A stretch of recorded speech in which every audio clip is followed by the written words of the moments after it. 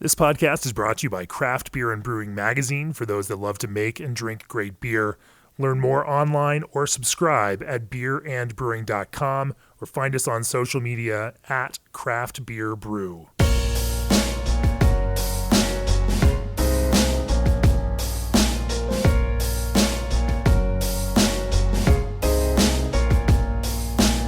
Hey everybody, it's John Hall. Sitting across from me is Jacob McKean of Modern Times Beer in, I should say, San Diego, Los Angeles, Portland, and coming soon to a state and neighborhood by you. Yeah, probably not a new state, but potentially a neighborhood. Okay. We're going to talk about Modern Times and all of that in just a minute. But first, as the brewing industry's premier choice for glycol chilling, G&D Chillers has set the standard on quality, service, and dedication to their customers' craft. For 25 years, G&D has led the way on custom, innovative solutions that match brewing customers' immediate and future needs. Thinking outside the box, whether it's a simple relocation of the utility connections for a complex buildup or ground-level design and engineering, G&D is ready to meet the challenge. Contact G&D Chillers today for your chiller sizing needs at 800-555-0973 or reach out online at gdchillers.com. And the founders launched SS Brewtech with a very clear goal to advance brewing equipment, design, performance, and quality to the very highest standards in the industry. With a team that draws upon strong functional backgrounds in brewing science, mechanical engineering, industrial design, supply chain, and manufacturing, SS Brewtech has the people and skill sets you would want and expect from your supplier of pro brewing equipment. Head over to ssbrewtech.com for more information on their brew houses and brewing gear. It is a beautiful spring afternoon here in New York City. The windows are open at the Blind Tiger Ale House, so you're going to hear some traffic in the background. But that's what happens when you record in the greatest city in the world, the most congested city, at least on the East Coast. I'm not going to even pretend that our traffic can rival yours out in LA, San Diego, and beyond these days. We take it to psychedelic levels. And you're on a vacation. You're not even here promoting your beers, and That's I right. somehow wrangled you to come out. So thanks. Yeah, I lived in New York for many years, and still, consider it my second home. And I try to get out here as often as I possibly can because, 80% of my friends still live here. Everyone I went to college with, and so on and so forth. You went to college here? Yeah. Studying what? U.S. history. So original plan in life was to be a history professor. Yeah. That did not pan out. I decided that was going to be way too staid and quiet and isolating an existence. You wanted the chaos? Well, I may have gotten more than I bargained for there. It was more that after college, when I was kind of wandering in the wilderness, figuring out what I wanted to do, I caught the bug for craft beer, got very obsessive about both tracking down and consuming the beer itself, and then also making beer at home. And it took up an increasingly large portion of my life until I finally gave in and started the thing. So When you say caught the bug, what was the beer? What was the brewery? Yeah. What was the aha moment? yeah, the moment I remember very distinctly, it was at the Hop Leaf in Chicago, Yeah, what a great and bar. it was a draft pour of triple Carmelite, and was something obviously no longer would probably blow the doors off my life, but at the time, having been basically just out of college and not having been a big beer enthusiast, it was a real wow moment. I had no idea that beer could be all that. And I was fortunate, though, having gone to school in New York, at least I was drinking Brooklyn Lager, which Sure. compared to most college beer was a massive step up. So I got lucky there, but I didn't really, I wasn't like a connoisseur. I didn't really understand why one was better than the other. And the Hop Leaf kind of became my early education, especially in sours and Belgian stuff, which is what they specialize in. And then also the great American craft breweries that were brewing in the Midwest at the time, that was very eye-opening for me as well. So. And then you continued your journey out to the West Coast, and you Yeah. worked for Stone for a lot of years. Yeah, so for 2 years at Stone, but in between those two things, It felt like a long time.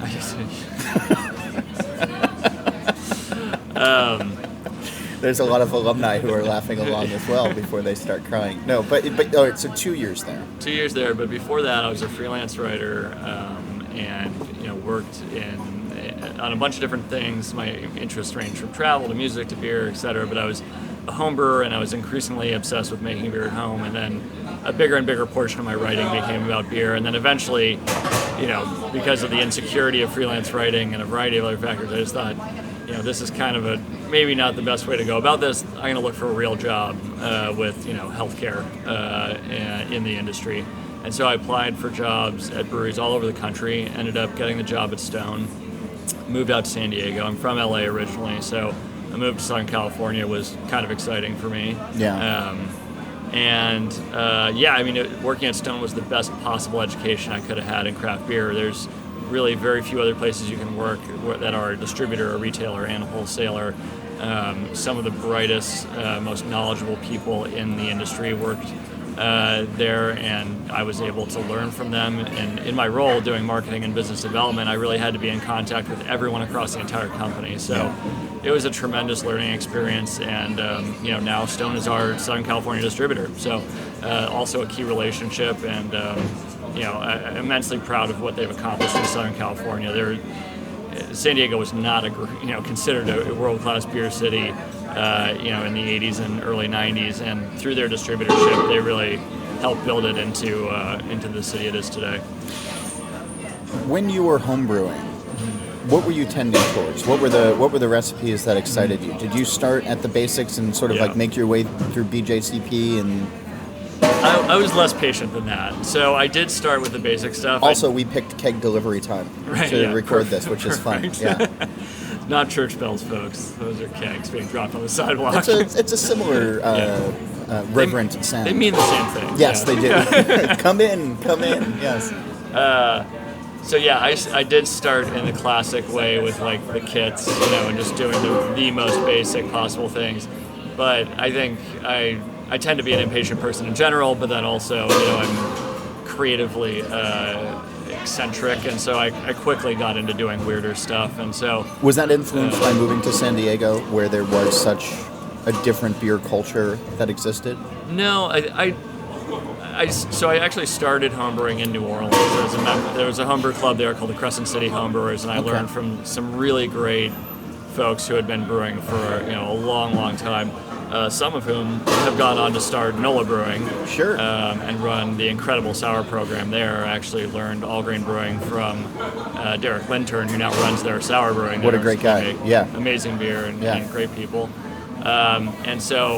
Really New Orleans, and then after that Pittsburgh was where I got really deep into it. And at that point I was brewing every weekend, and I got into I think originally after the kit thing, I got into trying to do clones of some of my favorite beers. So, I'd try to brew a Nugget Nectar or a Gumball Head or something like that. And then, at that point, I just wasn't satisfied with just brewing someone else's beer. And so it got, increasingly weird from there.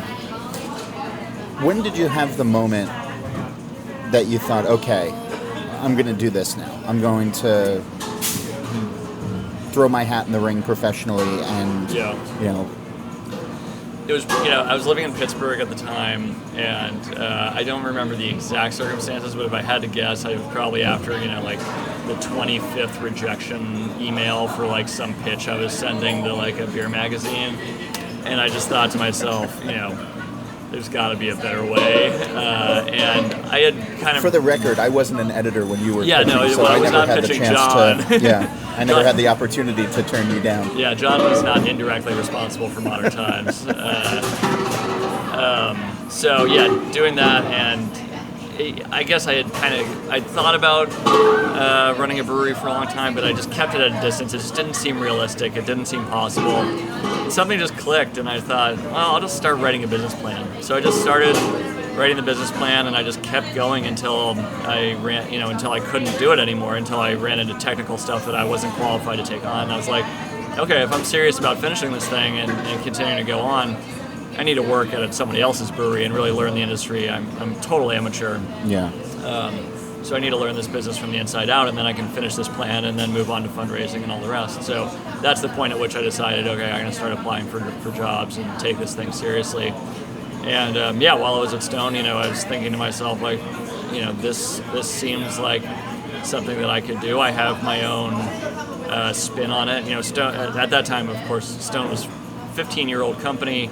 had a very established brand, a very established style of brewing and all that. And so, my job working there was really to help promote what had already been established there and was already happening. And I wanted to do my own spin on it. I had my own vision for the beer and the aesthetics and the company and all that kind of thing. So fortunately, I was able to, I walked away from my healthcare and my paycheck and all that 2 years in, and fortunately they were very supportive of me. So, I mean, what I find interesting is, even though you came from LA's home, you had brewing experience in Pittsburgh, which was still sort of an underdeveloped market. Yeah. New Orleans, which was certainly an underdeveloped market. Yes.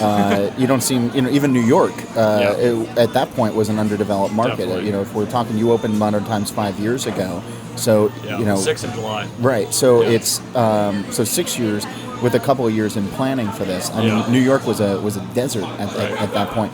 Yeah. San Diego was not. Right. San Diego was. Yeah.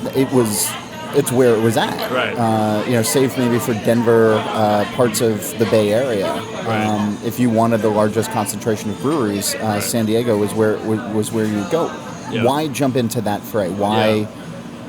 Well, 2 reasons. One, as I said, I had all my connections there professionally, having worked at Stone. Yeah. That's where I developed my industry network. And then the second reason was, for me, my feeling was that if I took what I was doing really seriously, I wanted to be surrounded by the best. And, I think winemakers behave the same way a lot of the time, right? Like they generally want to learn, at least in the highly developed markets. And so, I still very much subscribe to the idea that I'm not competing against other craft breweries. And so being in an environment where there was tons of support, there were tons of great breweries whose knowledge I could tap into and people who I could rely on, if I ever needed anything, that was very appealing to me. And so I wasn't intimidated by the idea that it was a developed market. Also, my goal was to make, beer geek beer. That's what we do. And so that required me to be in a place with a lot of beer geeks, So Yeah. if I had taken the pioneer approach and tried to be, a big fish in a small pond somewhere else, I really would have had to been tasked with developing beer geekdom from scratch, which was a more daunting prospect to me. It's interesting that you talk about, beer geek beer, because there are some folks who strive for that, and then there's other folks who sort of fall into it by accident, Right. and then suddenly you're faced with long lines on Saturday morning, and they're not quite sure how it happened, Right. but they did something right, and then there's other folks who really want it but can never replicate it on either level. Right. What is your definition of beer geek beer? And then give me an example of one of those. Ooh, that's a tough question. I don't know that I've ever. You're the had one to who said it, man. You define teed this yeah, up. I know. I think I've been coasting on an undefined understanding of the term for a long time. I guess I would say it's beer that appeals to people with highly developed and experienced palates. So, I certainly remember being a non-beer geek, being introduced to craft beer, thinking it was amazing, but I did at that time try some things that I would consider beer geek beer, and it was way too much for me. It was not an appealing thing to be challenged in some of the ways that beer geek beer challenges you. Whereas, I think it's natural with anything that once you get deep into it, the entry-level stuff gets to be, it's not necessarily boring. You still appreciate it for what it is, but it no longer excites in the same way. So you need something that kind of pushes the boundaries. And so I would say a beer geek beer is one that challenges you in a way that you have to have been in it for a while to really appreciate. So I came out of that subculture, and that's why we make the beer we make. I was a beer trader. I was the guy who was standing in line, at Lost Abbey in the parking lot under the blazing sun, doing these totally unpleasant, inexplicable things to get these rare beers. And so for me, it was just a natural extension of that. That was the subculture I came out of. I've been, a nerd posting on Beer Advocate for over a decade. Do you still? I do still, Okay. yes. And You're one of those brewery owners? I love engaging with the fans. It's honestly one of the most fun parts of the job. And, even though folks can be fickle sometimes, Well, yourself included. I mean, I've tangled with you online. Sure, well, Yeah. I think the internet is the debate forum of the modern world. And so, yeah, I think it's natural that there's a lot of that kind of thing that goes on. But yeah, I love that community. I love engaging with it. We have a bottle club, the League of Partygoers and Elegant People, and they're our most hardcore fans. And I love engaging with them. I love interacting with them and answering their questions. It's the most fun part of my job by far. So I'm not put off by the fact that they're demanding. I like it. I'm that guy too. So yeah, it works for me. All right, I want to follow that train of thought, but before I do that, I just want to tell everybody that great beers are made from select ingredients. With BSG, you'll bring the world to your brew house with an unparalleled and diverse selection of ingredients from across the globe to just down the road. Their dedicated customer service team and industry experience provides you with the assistance you need every step of the way. Let BSG be your supplier of choice for products essential to making great artisanal beverages so you can stay focused on your craft. For more information, visit them at bsgcraftbrewing.com or contact them at 1-800-374-2739. And this episode is also brought to you by craftbeer.com. It is a source for beer news, beer education, and beer culture. One of the things that I talk to when I talk to brewery owners, Jacob McKean of Modern Times Beer, is them trying to bring as many people into the fold as possible. And so when you describe beer geek culture and you describe discerning drinkers or people who, have already had their epiphany, their first moment. Yeah. If I brought my brother-in-law in who knows not thing one about craft, would I be making the mistake on multiple levels of being mean to him in a place where he might not feel good? Would I be, doing it wrong by bringing in a guy who, wouldn't know, Citra from Citronella candles? Right. What? Yeah. Yeah, the answer is no, you would not, because Modern Times is unique in this way in that, we're really a hybrid business, right? So there's the league and the theory, which is the tier above that, and that's one aspect of what we do, and it's the thing that I geek out on engaging with the most. But the large majority of what we do is not that stuff. It's beer that is accessible to folks who shop at the grocery store for their beer, and we deliberately cultivate a friendly, welcoming, open environment. And a big part of that too is also the aesthetics of Modern Times. Like, we deliberately design our packages and our tasting rooms to be interesting in ways that have little to do with beer, because we do want to bring people into the fold who aren't necessarily just geeks for the liquid. We want people who love great aesthetics and love interesting spaces and cool vibes and fun bartenders and people who are knowledgeable and eager to educate them and that kind of thing. So, we very deliberately go out of our way to be the kind of place that brings new people into the craft beer fold and expands the demographics and keeps things. By the way, do you want a beer? I'm okay. I'm still working on the one I have. Thank you, though. Appreciate it. By the way, I should point out that everybody who's listening right now is probably cringing if they're in the car or on their headphones every time the kegs drop here. It is 50 times worse for us, as it were. And that's true, because you are in the grocery store. I mean, you're in Costco, for God's sake. Like, it's, you guys did, 50,000 barrels last year? A bit more than that, yeah. Okay. But, how many states now? We're in 7 states, and our goal is very much to not go too much beyond that. We're a West Coast distributed brand right now. We have just announced distribution to Colorado, which we've been doing kind of burst buys in for a while now. But why Colorado? Well, it's, my affection for the state began in 2010, the first time I went to GABF in Denver, and I think a lot of people in beer have this experience. You get to Denver and you just have the time of your life, and you see what a great GABF does such an amazing job of featuring the beer scene in Denver, even beyond the convention itself. There's so many events around town, so many great bars, and you just think, wow, this is a place I would love to sell my beer eventually. And for a long time that was aspirational. We just didn't have the production capacity to keep up with that. And now we're in a place where we're able to. So we've already long developed a distributor relationship there. We have a relationship with retailers and fans and so on. So it's a pretty natural extension at this point. So we'll see you at Falling Rock. What's that? We'll see you at the Falling Rock. Yeah, yes. Well, we've done the Falling Rock event a few times already for GABF.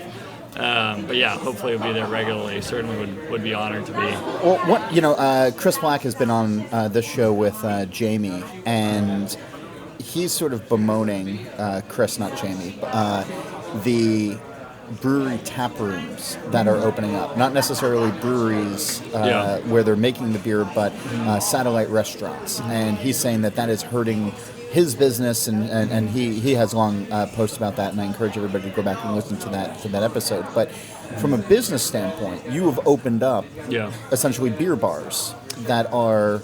Well, we don't serve we serve our beer for the most part. We do guest beers very rarely. And I didn't mean like bars, but like these are tap rooms only. There's no brewing equipment.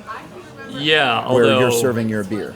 Right, although I'll point out that as of right now, we have 2 of those locations, whereas we have 3 locations with on-site brewing. Sure. So the majority are still, as of today, I guess what you would call traditional brewery or brew pubs or whatever. Pubs, But yeah, that's definitely been a big part of our model. I mean, I think, I can certainly understand the critique. There's a proliferation of tasting rooms in a way that I think is pretty clearly unsustainable. Like, not all of these are great breweries opening great spaces, that are going to last. And so, this is a bit of a moment where, like, the brewing industry has discovered this new thing that they can do, which is to open duplicate tasting rooms. And like anything, the market is going to expand before it contracts. And so right now, a lot of people are trying their hand at it. As a brewery owner, what do you see as the benefit of the spaces for you? Well, so this is, I guess, the other part of countering the argument is that, what we've seen is that when we open a tasting room in an area, it introduces a ton of new people to our beer. It's not just about servicing existing fans of the brewery. And what we've found is that, which beers people order when they go into bars and restaurants are largely based on them ordering what they know they're going to like. So if they come into a Modern Times tasting room, they get a flight, and they know they like Fortunate Islands, and then they see Fortunate Islands on tap at the bar down the street, they're much more likely to order Fortunate Islands than they were before. Which is what? What kind of beer is that? So we're now calling that a pale ale. But that was originally a hoppy wheat beer. Okay. The recipe hasn't changed at all, but hoppy wheat was too confusing a concept for people, so we went with pale ale. Unless you were in the Midwest, you'd play in the Midwest. Yeah, right? We don't distribute in the Midwest, right, so it didn't work out that way. We tried for years to convince people that hoppy wheat was something they wanted, but I had a conversation with Jeff Bagby from Bagby Beer not too long ago, who was telling me that the things that he calls pale ales, people are like, it's not, there's no hops in this, or his IPAs. It's like, well, this is nice for a pale ale. San Diego is a really tough market when it comes to hops. Yeah, the definitions get pretty blurred to the point where it really does just become a marketing choice. All right, I want to get back into your tasting rooms, though. Do styles matter? To me, no. I mean, I think that I just like making and drinking great beer, and I think style definitions I think are interesting intellectually. Like, I love the history of styles, how they evolved. But one of the things you learn from studying the history of styles is that they're very fluid. Yeah. The idea that we have these like static styles that have always been the way they are is just not accurate. And so even if you're into styles and into historical, evolution of styles, in order to be consistent, you have to be into the continued evolution of styles, because they do always change throughout history for a variety of reasons. Yeah. And so, I'm not a style-oriented person. We make a lot of hybrids, hoppy wheat beer, hoppy amber, all kinds of weird stuff that combines and extends styles in different directions.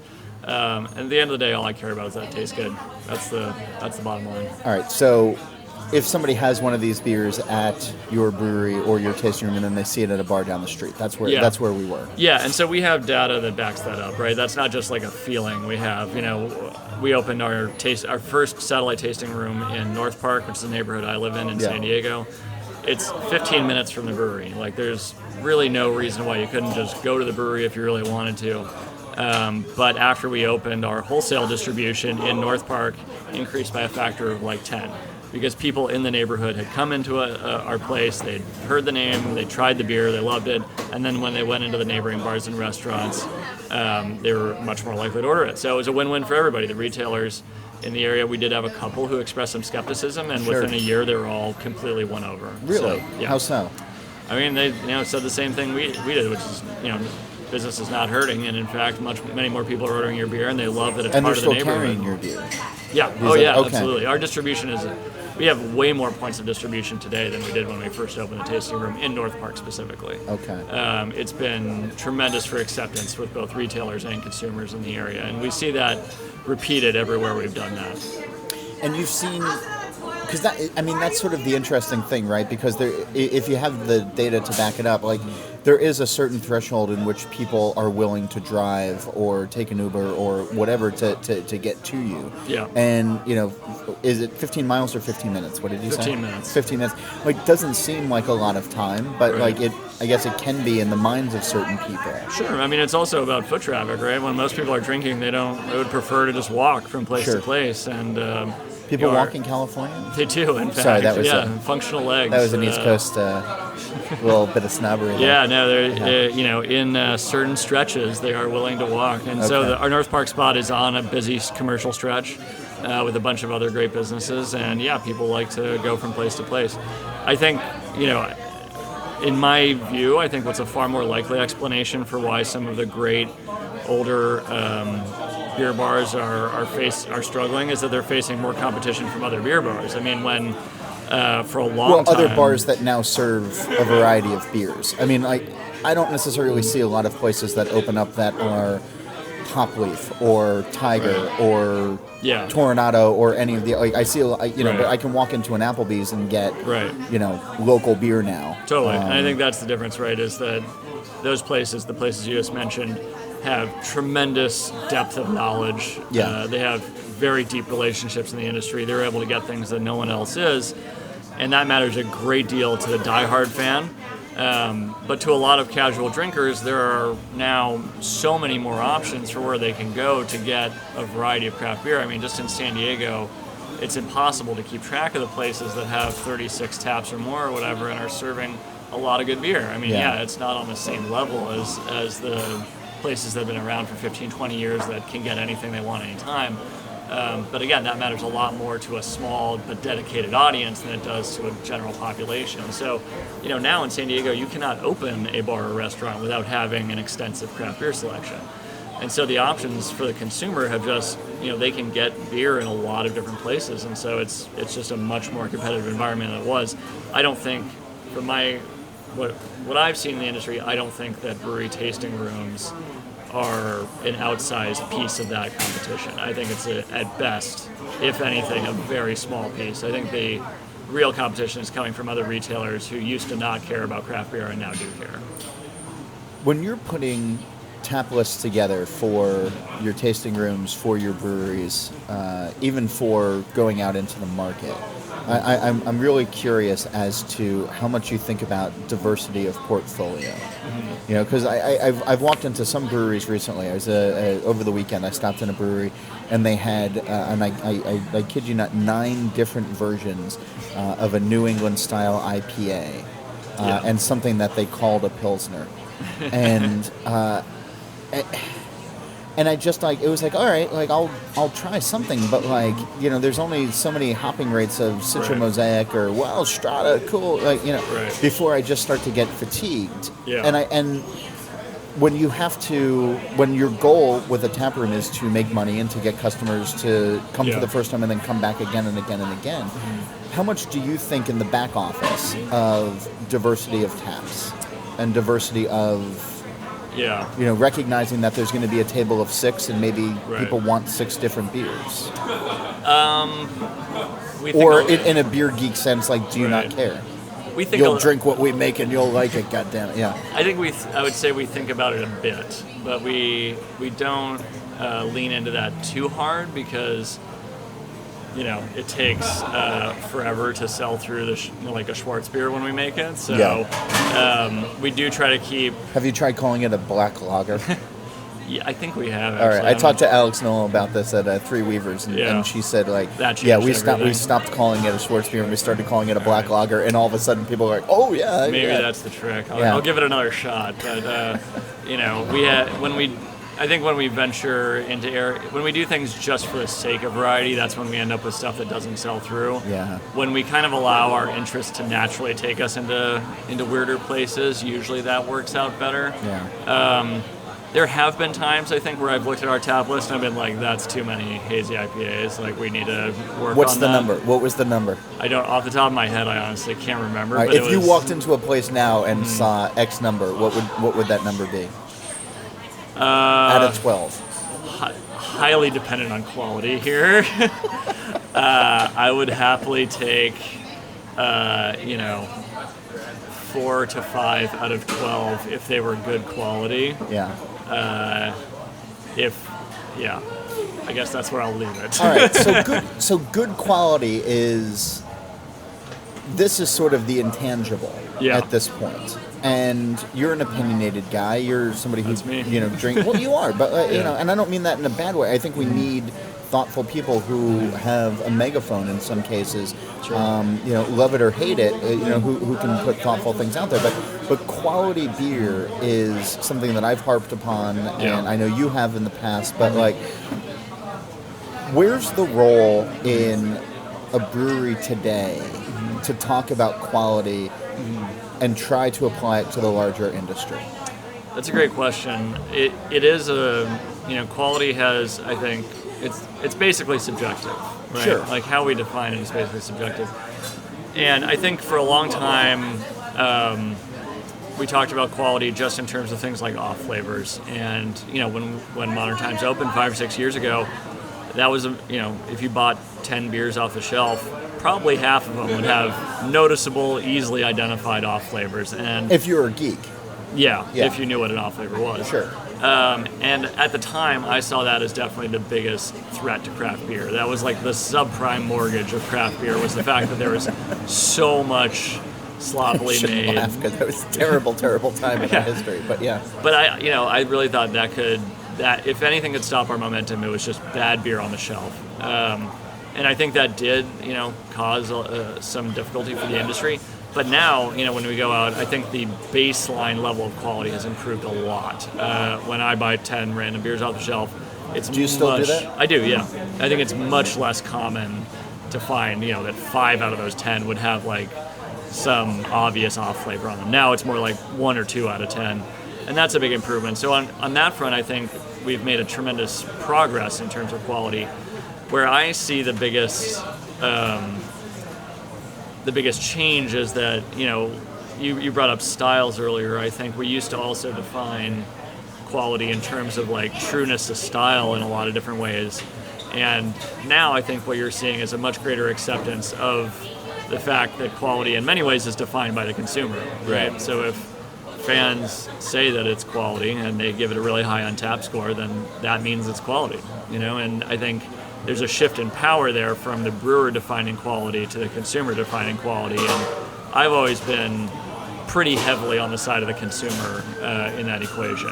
Yeah, but doesn't that like open up to more problems, and doesn't that allow for brewers who in the past wouldn't have gotten the pass that they're getting today? Wouldn't have gotten the... if it's, wow, we think that this brewery is great even though our cans exploded, or it's teeming with diacetyl, or they don't know how to properly fill their cans, and so the DO levels are, all screwed up. But hey, we think that they're great, kind of thing. Yeah. I don't know. Sometimes giving power to the masses. Again, you're a student of history, so like you know where this goes. Like a true fascist. Sure. Yeah. No, I mean, I see what you're saying. But that has to. But when you're now going in and day out, and you're making a beer that maybe gets 3 stars on Untapped or Caps or whatever the hell. We would never get it. I'm kidding. But because because you're not in vogue at the moment, right? That's gotta worry you on some level. Yeah, I mean, this is the thing that makes it hard to talk about this with people is that I have. I don't think I've been called a fascist before, but I could get used to it. Yeah. So, I mean, here's the thing, right? It's like with a platform like Untappd, you have to accept that there's style bias and that the scores are going 100%. to vary from style to style, and you're never going to get a Pilsner, no matter how immaculate it is, that's going to score at the same level as a hazy double IPA. And for a lot of people, that's where the conversation ends. They're like, well, if that's true, then I'll just ignore these results entirely. And to me, that doesn't make sense. We have to look at the fact that consumers do prefer different styles, and that is temporary in many cases. Their tastes are going to change over time, and that's fine. That doesn't make them excessively fickle, or it doesn't mean they have bad taste. It just means that preferences shift with time, as they always have. So I think as long as you're willing to kind of be zen with the fact that, like, okay, I'm going to accept that as a category, all my lagers are going to get lower scores than all my hazy IPAs, and that may or may not reflect my personal understanding of quality. If you can just kind of make peace with that, I think that there's a lot of richness and a lot of value to that information, and to kind of accepting that that's the reality we live in. Do you see, so you have San Diego and the surrounding areas, you have LA, and you have Portland, Oregon. Mm-hmm. Do you see differences in consumer preference? Definitely, absolutely. And that's one of the most fascinating things about it is there aren't that many other breweries, I think, that have like tasting rooms in such different where you're places. getting the hard data. Yeah, like you get the credit card data off literally of it, the exact same beers to those places. And you're not able to just look at the Untappd or the Beer Advocate scores, but also the sales data, which is really, I mean, that's the ultimate voting in this situation, right? Is like what people actually drink. Regardless of what they say they're drinking, we know what they're actually drinking. Well, it's the Nielsen scores, right? It's everybody wants you to think that they're watching PBS NewsHour. Right. I'm dating myself so tremendously much right now. People are like, what's PBS? What's Nielsen? Yeah. Well, I want to hear what the show is that they're actually watching in your imagination. Is sure. Alf. The Drew Carey. They're all watching Alf. Or like, what was the show about the butler who? Mr. Belvedere. Mr. Belvedere, great show. Yeah. Who wrote the theme song for that? He just died. It's was it Leon Helms? Maybe. You're deeper into this than I am. I'm reading the Times obituary section these days. All right, but you have the data though, and you can and it's different. It's definitely different. I mean, San Diego is definitely hop centric in a way that other places are not. We definitely see that borne out in the data. Another interesting data point is that we have not only the brewery in the North Park location, but we have a tasting room in Encinitas, which is a coastal community about 30 minutes north of the brewery. So that's like a beach town thing. We sell vastly more Pilsner there than we do at the brewery. Sure. And in Portland, you definitely see a different stylistic sort of preference. There's, I would say, a more diverse kind of. It's a wider taste preference up there. There's more openness to styles like saisons, which in San Diego just do not move really at all. Yeah. And I think what a lot of this has to do with is the historical success of different brands in those markets. So if people have been drinking an amber from Mac and Jack's for the last 15 years, they're much more likely to order an amber when they walk into your place. Yeah. Whereas in San Diego, there's no similar reference point, really, right? Like people aren't falling back on some fond memory they have of drinking Mac and Jack's African Amber, So it's been really interesting to see how those stylistic preferences play out. And it's going to continue to evolve, I'm sure. I don't think we're going to see a homogenous beer scene ever. Do you worry, though, of if you see that saison isn't taking off? So there's no reason for you to make a saison at that point. There's no reason for you to. Well, that would be a very extreme version of it, but there still is an audience for those things, and so we still make them. It's just everything. You make them less frequently. We make them less frequently or lower less volume. Amounts, yeah. So it's just all about doing everything in proportion to demand, right? So personally, I love saisons. Of course. If I were drinking, if I had to pick one beer for the rest of my life, kind of thing, it would be Orval. But that's not what the consumer is telling us, and so as much as I would love to just make the kinds of beers that I personally like to drink, all day, every day, instead we do still make them. We just make them at a lower volume, less frequent, and someday I expect the pendulum to swing back the other way. And do you? I mean, as a student of history, like literally a student of history, do you? Well, one thing that I've learned from history is that it's certainly impossible to predict something as specific as like Saison is going to come back and be the new hazy IPA. That's way too. Well, tell us more, Nostradamus. Yeah, that's way too granular a prediction to be plausible. You heard it here first. Yeah. Hey, please don't hold me to that. But I think Schwarzbier is the next big thing. Yeah. Southern California is going to go nuts for it. The Times Union is throwing it on the front page. There was a time when it was considered like common sense that IPA would never become a mainstream style because the average person is not going to drink bitter beer. You look at the macro beer advertising in the early 2000s, and there was a huge part of it that was like the never bitter beer.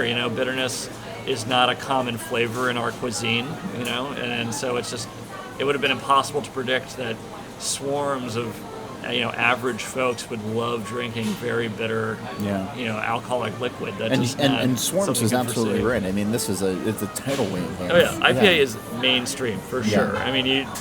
You see so many people who only dabble in craft beer will still drink IPAs, and I think just from a sensory perspective, you never could have predicted that would be the style that would take off, right? Yeah. My father, who would drink Heineken when I was growing up, now calls me when he and my stepmother are out for lunch, and he'll say, well, there's 3 IPAs on. Which is the one that I should have? Yes. I'm trying to talk to my 67-year-old father about IPAs. Right. Yeah. Ask them which one they tapped most recently. And then, go that's with a good answer. And the same is true of sours, right? Like, I remember reading some trade publication when I was working at Stone. It landed on my desk. I was like, sours are never going to be a mainstream thing. That's just way too niche. They're too weird. Like a Berliner, no way is this ever going to happen. Meanwhile, Fruitlands are, sour with passion fruit and guava is like our fastest growing brand, and it's doing best in grocery and chain stores and stuff like that. It's by the most mainstream audience possible is loving sour beers, and so I couldn't tell you in 10 years what that thing will be, but I am confident that it will change and be different. That much I think is definitively true. So one of the things early on that you talked about was being at Hopleaf and drinking triple caramel, and you said it blew the doors off my life. Yep. Running a Beer Geek brewery. Do you chase that? Do you chase trying to create the beers that will give people that experience that you had at one point? Yes, but now the emphasis has shifted. So when I first started the company, we were formulating our core beers and our year-round beers, the ones that would go on to be on the shelves at grocery stores and sold at a multi-pack at Costco and that kind of thing. And so when I was formulating those beers, I was very focused on, I want the average person to try this and have it blow the doors off their life. Yeah. And, those beers were formulated to be at a price point where that was realistic and to be in a package where that was accessible and to be sold through sales channels that would allow that to actually happen.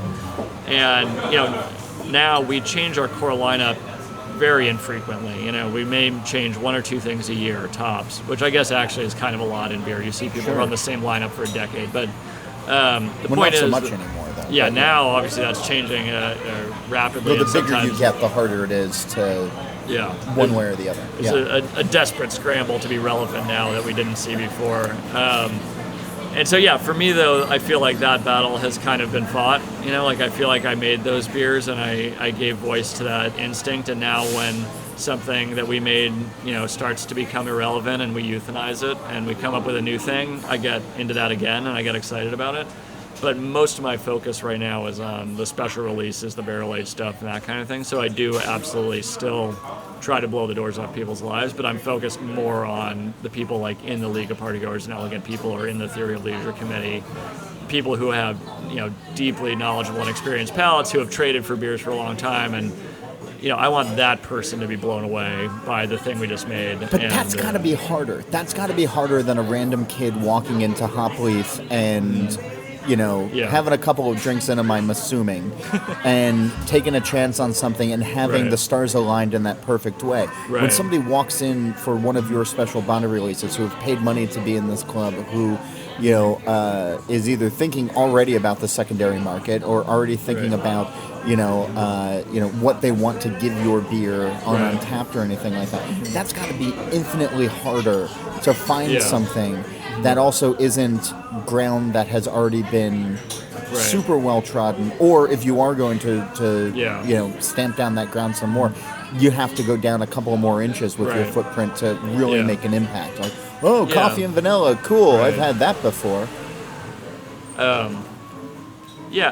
I think that's true. I think that, though, in the same way that, like, for a craft beer drinker, you start at kind of an entry-level stuff and you work your way up to harder and weirder things. Yeah. As a craft brewery owner, I'm the same way. In order to maintain my same level of excitement and enthusiasm, I need to reach for new and harder challenges. And so for me, making a beer that beer geeks would, might call the best beer of the year, that's a challenge that is new for me. And so that's something that I'm able to pursue with some of the same, vigor and enthusiasm that I had when I started this thing 6 years ago. When you're sitting down with your brewers, though, and you're trying to come up with recipes for these special releases, how long can that process take? For each individual beer? Sure.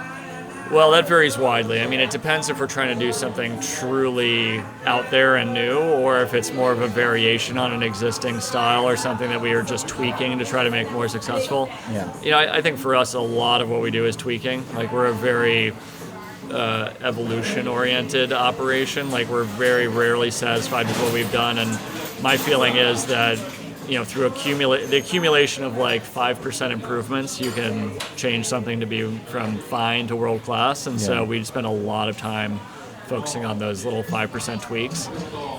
But for something truly completely new from scratch, that could be a lengthy discussion with a lot of ins and outs. And we just released a series of beers called the MT Ultra series that are by far the most decadent and expensive beers we've ever made. And the process that went into making those and packaging them, they have hand screen printed labels that we did in-house and yada, yada, yada. That was weeks and weeks and weeks of work by a lot of different people, really pouring all of their attention and energy into making this project incredibly special. So, there is an arms race type thing, sort of internally with myself going on. So it almost sounds like there's not always necessarily just the beer itself, just the liquid itself, but sort of the other tangibles. Right. That, and do consumers, have you found that customers relate to hand screen printed bottles? Like, is that? Yeah, I mean, that's one of the areas where I do like pushing people. When we first started, design was not something that people cared about in craft beer. I mean, it was almost like there was pride taken in shitty design. Like, I almost considered having deliberately bad design because I thought people might not take us seriously, as beer if it looked too slick. Yeah. Whereas now, you look at the shelf and it's just a sea of heavily graphically If you look designed. Amateur, then you are amateur. Yeah. So that's been a huge sea change, and I like to think that we played a pretty big role in that. And so, now I do think that there's people who appreciate that stuff instinctively, and there aren't necessarily a ton of breweries catering to that. Certainly no one else has ever done in-house screen-printed labels before with hand-applied yada yada. I mean, this is the first time anybody's ever done what we're doing. And so far, the acceptance has been great, but I do think it's pushing in a new direction, but it's one that I'm happy to do. I mean, I think it is a full sensory experience, and 5 or 6 years ago, I think, I'm trying to remember exactly the details of this, but I think I remember, like, Firestone Walker put like Parabola in a box or something, and people were like, this box is frivolous, like they should have just charged $2 less for the beer or whatever. Yeah. And now I can't speak specifically to the boxes that Firestone Walker uses, but like, you don't really hear like, oh, this nice design is frivolous, like that's not really a thing people believe anymore. And I think that's a positive thing overall. Like, I think beer should be beautiful. The packaging should be beautiful. It should respect the liquid inside. It should be appealing to all sorts of different people. And we have this amazing platform to create great and interesting artwork and present it make it accessible to the general public. So we should. As we start to wrap up, I'm going to ask you in just a minute what your hope for beer is. But first, I want to thank all of the sponsors of this episode. G&D Chiller is the brewing industry's premier choice for glycol chilling.